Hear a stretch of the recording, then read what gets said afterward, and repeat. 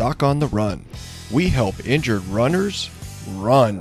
Why does the toe drift sideways when you have a plantar plate injury? Well, there are two reasons for that, and that's what we're going to talk about today on the Doc on the Run podcast.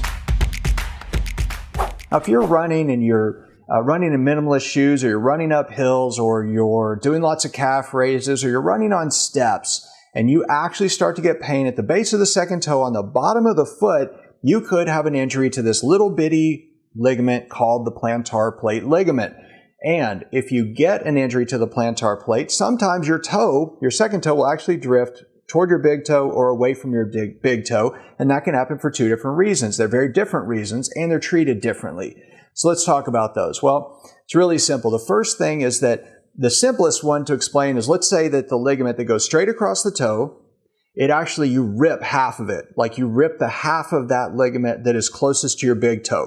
Well, it's going to gap, it's going to open up, and the other part is still going to contract like a rubber band. It's going to pull your second toe toward your third toe and away from your big toe.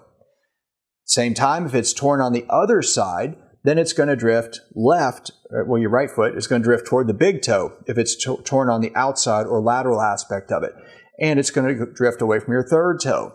But sometimes it's not torn at all. But because you have watched a video or listened to a podcast that suggests that's a possibility, you start to worry about it and think you need surgery or a PRP injection or something fancy. Not always.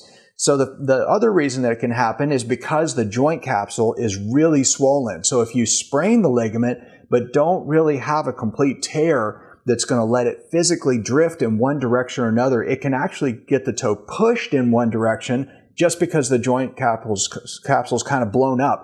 And there's less space between the second and third metatarsals than there is between the first and second metatarsals. So that can actually cause the joint capsule to swell on one side and push it in one direction or another. But if you have swelling in the joint capsule and you reduce the swelling and the toe straightens out, that actually suggests to you that you don't have a tear. So it's important to figure that out.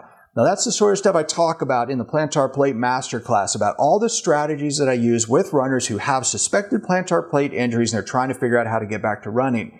If you want to come join me in the Plantar Plate Masterclass, you can get it for free at docontherun.com/plantar plate masterclass. So come check it out, and I'll see you in the training. Doc on the Run. We help injured runners run.